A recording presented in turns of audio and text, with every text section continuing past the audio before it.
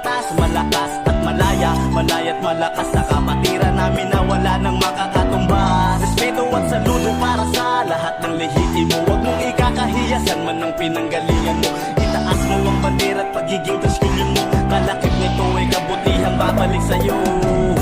53 taon ang nakalipas, patuloy ang layunin, hangarin, palawigin, mga adhikain, pinagsamahan natin baon